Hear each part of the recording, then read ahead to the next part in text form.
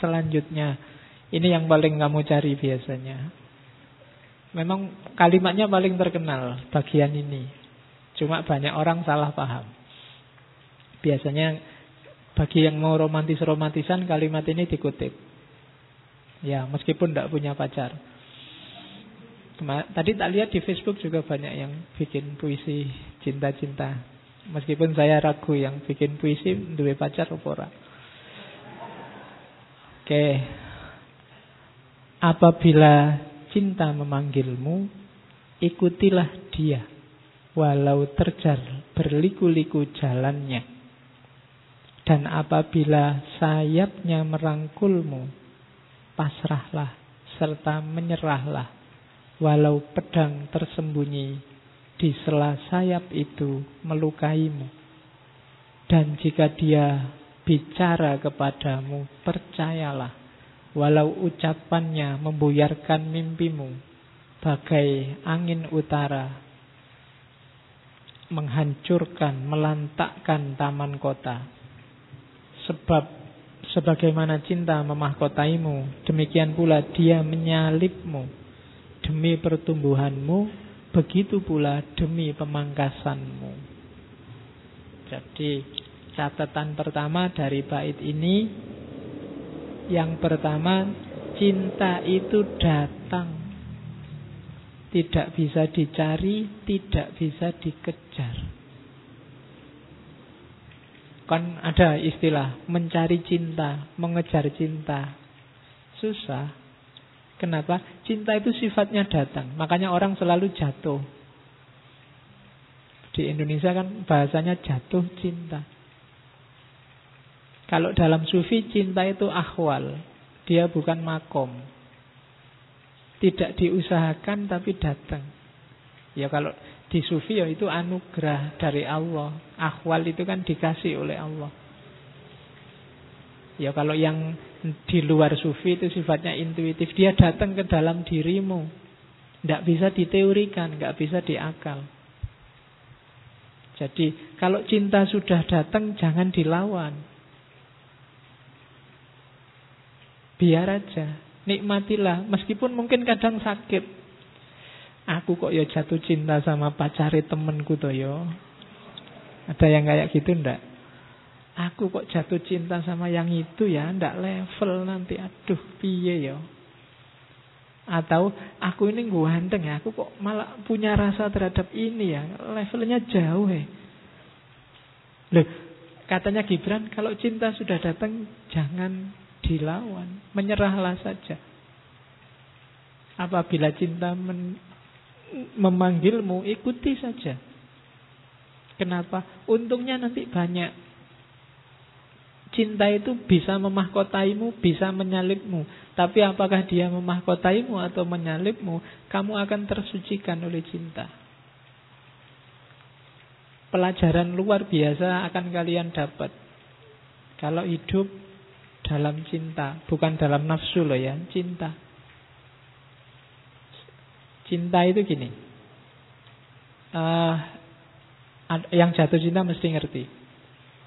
Ketika kita jatuh cinta, kayak di lagu-lagu itu, hidup kita kayak hilang. Yang ada yang kita cintai. Mau makan yang diinget-inget, yang dicintai. Mau tidur aja WA-an gak habis-habis. Udah tidur? Belum. I miss you too. I miss you too. Sampai jam 12 malam masih gitu terus. Jalan-jalan di mall, lihat baju-baju, mungkin yang dilihat bukan aku pingin baju apa, tapi kira-kira pacarku pantasnya baju yang kayak gimana ya. Ya kan? Kalau makan di warung, wah, ini kalau tak beli ini seneng mesti pacarku. Senengannya memang makanan kayak gini. Selalu dia, tidak pernah aku. Makanya nanti Ghazali sangat merekomendasi hubungan kita sama Allah itu jangan hubungan kayak juragan sama buruh, tapi hubungan cinta. Kalau kamu bisa jatuh cinta sama Allah, luar biasa. Di situ iman jadi manis rasanya. Iman jadi nikmat.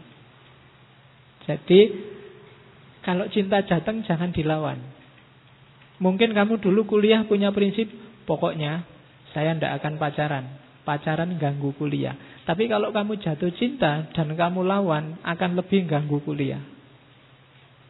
Kalau nggak percaya, cobaan. Oke, ya pura-pura lah jatuh cinta sama siapa gitu nanti. Ya. Jadi ikuti saja. Yuk, cinta itu kan tidak harus, bedakan antara rasa cinta dengan ekspresi cinta. Kalau ekspresi cinta pagernya banyak, aturan-aturannya banyak. Tapi rasa cinta monggo saja. Oke. Kalau kamu bilang, Pak, saya jatuh cinta, saya cowok, Pak, saya kok cinta sama cowok. Udah kan sekarang gitu. Tidak apa-apa sih, ya cinta aja. Tapi mengekspresikannya ada aturannya. Kalau cowok sama cowok tidak boleh. Ya berhentilah dicinta saja. Oke, kalau kamu sayang sama yang kamu cintai, jangan sampai ke sana. Karena menghancurkan kamu dan menghancurkan dia. Dan cinta tidak menghancurkan. Rumusnya begitu. Semoga di sini nggak ada. Jadi laksana butir gandum kau diraihnya, ditumbuknya engkau sampai polos telanjang, diketamnya engkau agar bebas dari kulitmu, digosoknya sehingga menjadi putih bersih, diremasnya menjadi bahan yang lemas dibentuk, dan akhirnya diantarkan kepada api suci. Laksana roti suci yang dipersembahkan pada pesta kudus Tuhan. Kenapa biarkan saja cinta mendatangimu? Karena cinta bisa membunuh, bisa menaklukkan musuh luar biasa dalam dirimu yang susah sekali ditaklukkan. Namanya ego. Aku itu susah ditaklukkan.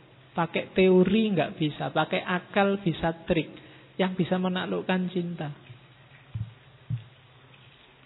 Jadi dengan cinta kamu akan, kalau bahasa dulu saya nulis skripsi tentang cintanya Khalil Gibran itu, disucikan. Disucikan dari apa? Dari ego. Orang sudah tidak bilang aku lagi. Di level apapun hidup, orang selalu bilang aku. Bahkan agama ya agamaku, Tuhan ya Tuhanku. Sehingga terjadi rebutan Tuhan, rebutan tafsir, rebutan agama, rebutan Islam yang paling benar. Tapi dalam cinta, enggak. Egomu terbunuh. Egomu kalah. Yang ada hanya yang kamu cintai. Kepentinganmu enggak ada artinya sama kepentingan dia. Ya kan? Mbok kamu disuruh jemput jam 7, tidak masalah. Padahal kamu kuliah jam 7 sering bolos. Tapi kalau jemput dia tidak apa-apa. Nah itu cinta. Egomu sendiri ditaklukkan. Hasilnya apa? Tidak. Cinta tidak memberikan apa-apa kecuali keseluruhan dirinya, utuh, penuh. Pun dia tidak mengambil apa-apa kecuali dari dirinya sendiri. Cinta tidak memiliki ataupun dimiliki. Cinta karena cinta telah cukup untuk cinta. Ini kalimat biasanya yang ditinggal pacarnya pakai ini. Tidak apa-apa cinta tidak memiliki ataupun dimiliki. Ini maunya Gibran, cinta saja cukup.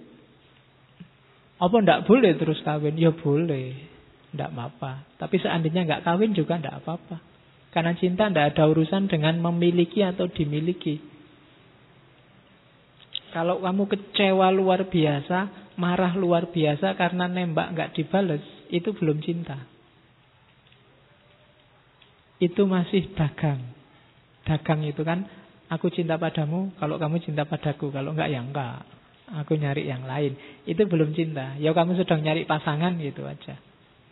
Tapi kalau cinta itu, kamu jaga yang kamu cintai dari kesedihan, dari kejatuhan, dari kerusakan, bahkan oleh dirimu sendiri. Itu cinta, karena kamu gak pernah mikir dirimu. Jangan, ya wis bener kamu nolak aku. Jangan-jangan kalau kamu dapat aku, hidupmu lebih susah. Wong ya aku duitku ndak banyak misalnya. Jadi itu tidak ada hubungannya sama memiliki atau dimiliki. Cinta saja sudah cukup menyucikan. Oke. Itu kalau kamu analogikan ke agama. Kalau relasimu sama Allah itu cinta, kamu tidak usah hitung-hitungan pahala. Kan selama ini kita masih dagang sama Allah. Sholatlah berjamaah, lumayan 27 loh. Kan kita masih berjamaah. Jadi kalau ditanya, kenapa sholat berjamaah? Lumayan, nyari 27. Masih dagang. Bacalah ini, nanti pahalanya sama seperti sekian. Itu kita masih dagang. Sodakohlah sekian, nanti akan dibalas oleh Allah 10 kali lipatnya. Bisnis paling menguntungkan itu sama Allah. Kita bisnis masihan sama Allah. Relasinya masih belum naik. Relasinya harus cinta. Kalau relasi cinta, kenapa ke masjid? Kenapa jamaah?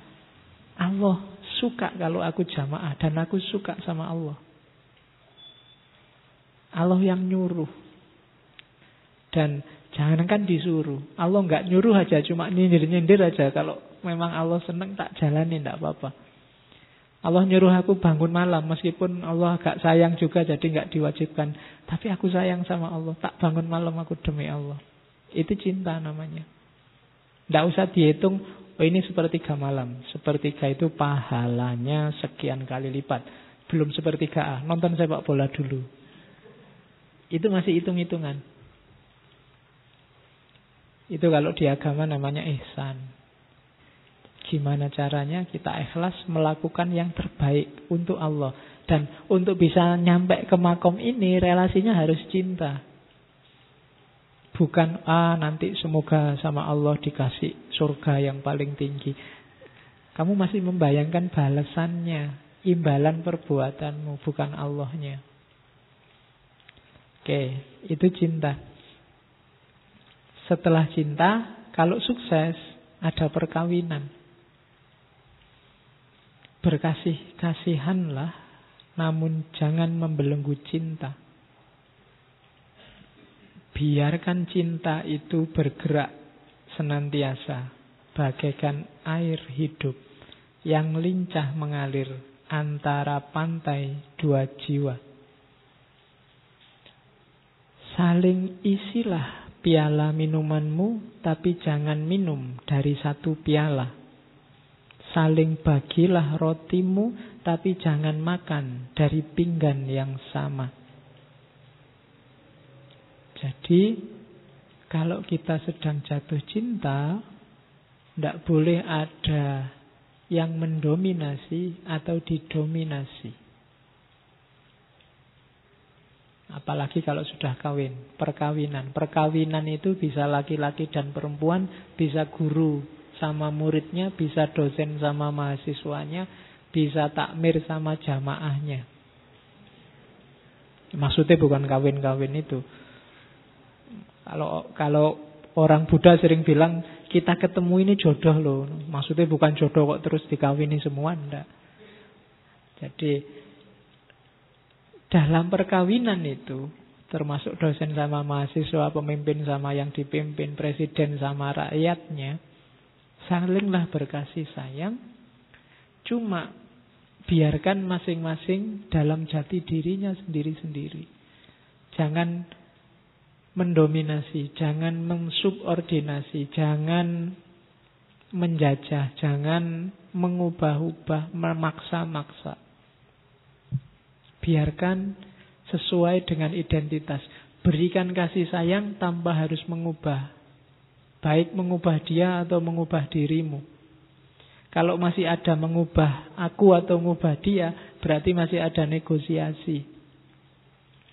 Aku mau jadi pacarmu asal kamu berhenti ngerokok. Itu negosiasi, belum cinta beneran. Aku mau jadi pacarmu asal kamu pindah kos-kosan ke sini. Nah, itu juga negosiasi, mesti boleh enak itu. Enggak, biarkan masing-masing sesuai jati dirinya. Aku mau jadi istrimu kalau kamu pindah agama.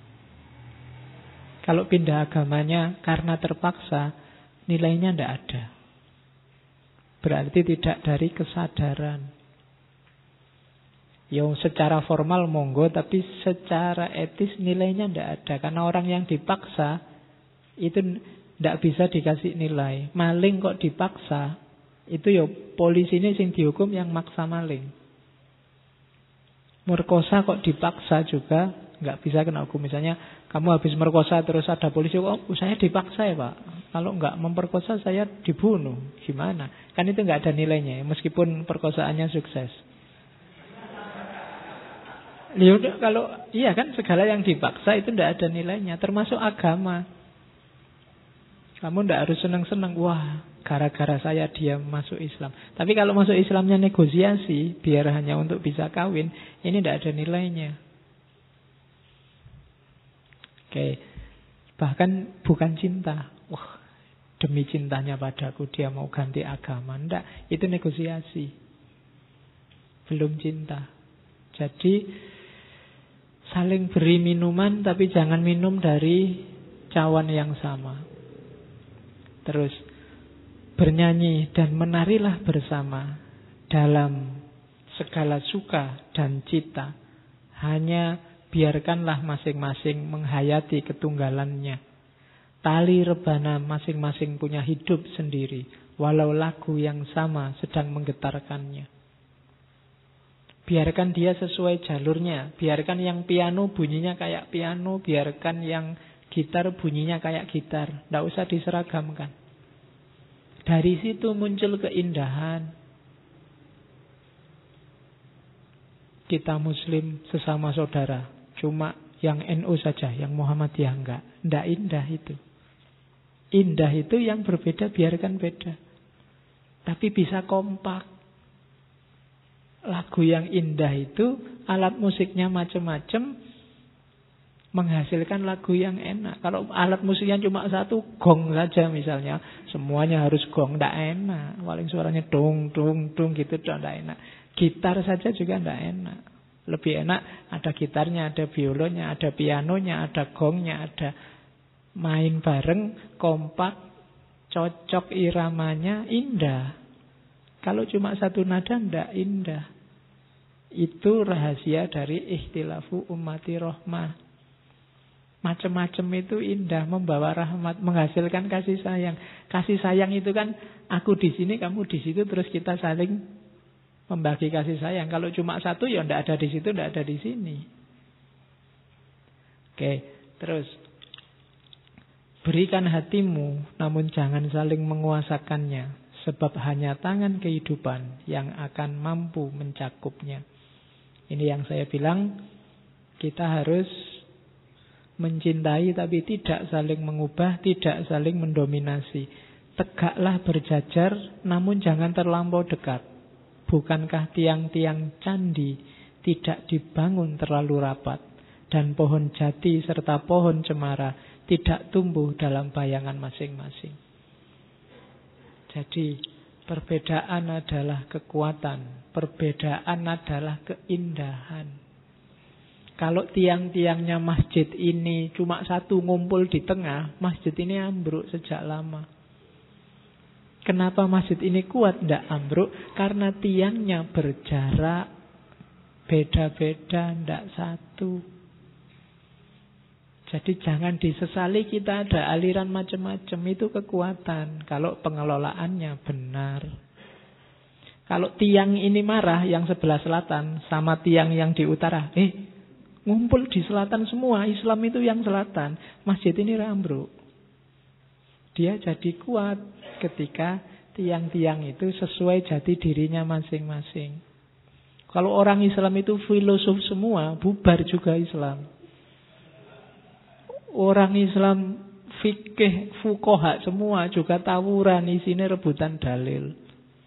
Orang Islam sufi semua juga rusak, nggak ada yang mau kerja jadi presiden, jadi panglima perang. Jadi macam-macam itu kekuatan. Kamu tidak usah meratapi macam-macam itu. Yang harus kita atur adalah manajemen kebersamaan kita seperti apa. Oke, rahasianya di situ. Terus bab selanjutnya, ini Harus siap ya, ini agak loncat-loncat karena memang temanya loncat-loncat sesuai jamaah yang tanya pada Al-Mustafa. Ini juga saya potong-potong, kalau tak tulis semua nanti jadi terjemahan. Oke, di awal mesti ada siapa yang tanya. Ini juga sangat terkenal tentang anak. Anakmu bukanlah milikmu, mereka putra-putri sang hidup yang rindu pada diri sendiri. Lewat engkau, mereka lahir, namun tidak dari engkau. Mereka ada padamu, tapi bukan hakmu. Catatan pertama, anak-anak kita, tanda petik ya, anak itu bisa anak lahiriah, ya anak beneran. Boleh kamu tafsirkan murid, boleh kamu tafsirkan orang yang ada di bawahmu yang harus kamu bimbing. Jadi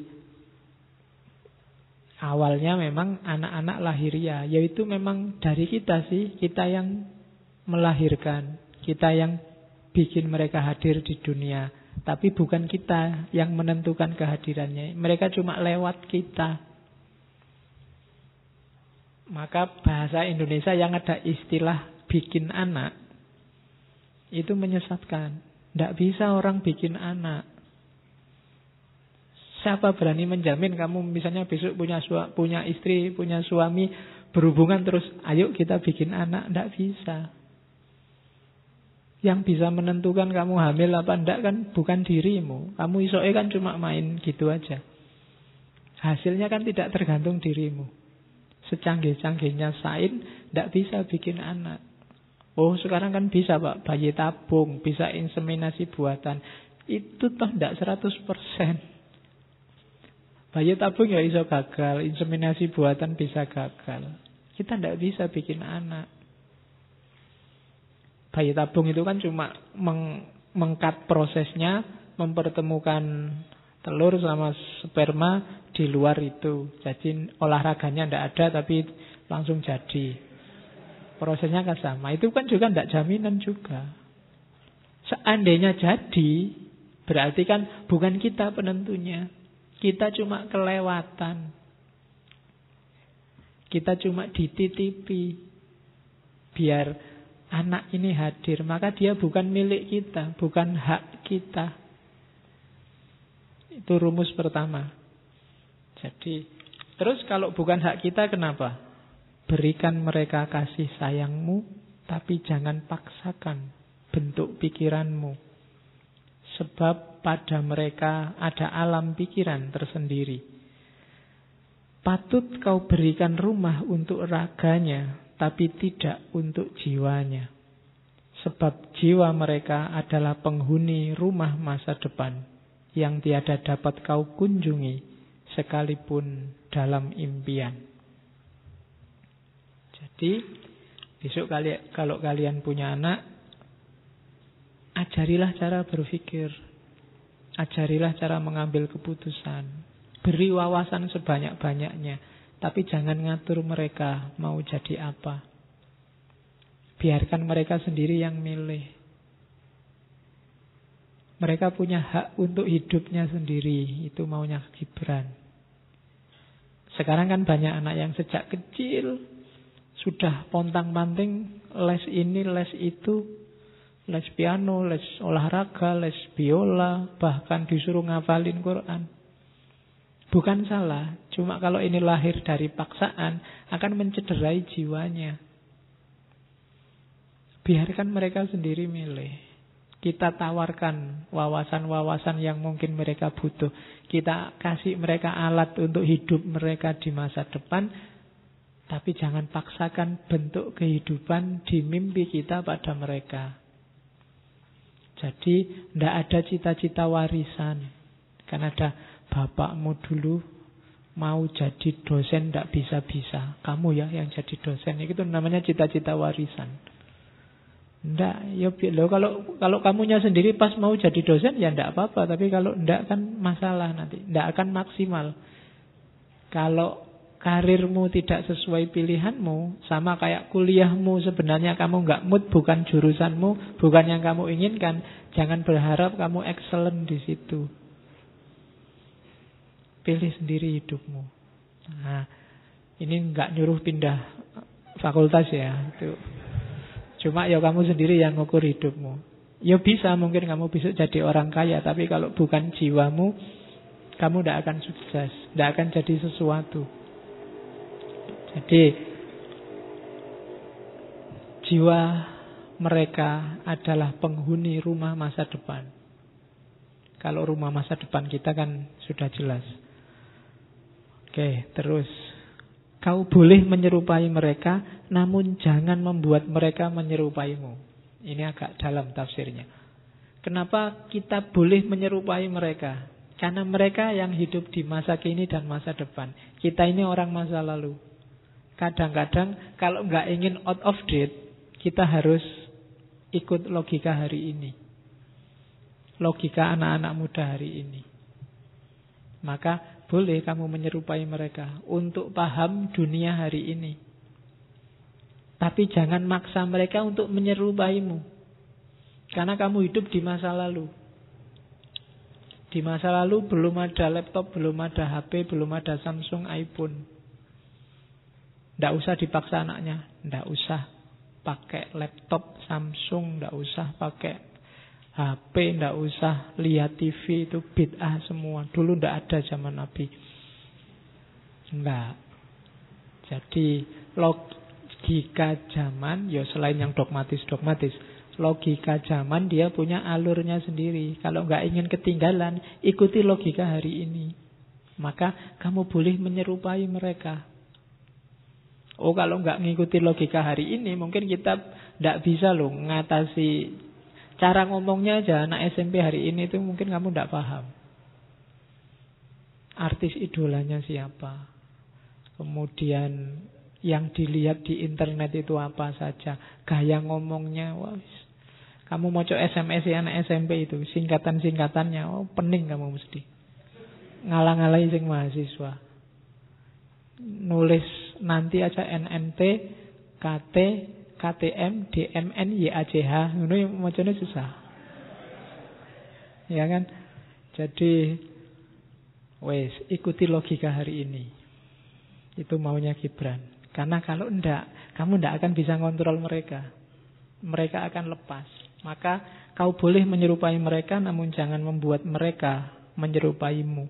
Sebab kehidupan tidak pernah berjalan mundur, pun tidak tenggelam di masa lampau. Kaulah busur dan anak-anakmu panah, anak panah yang meluncur. Jadi kita ini busur.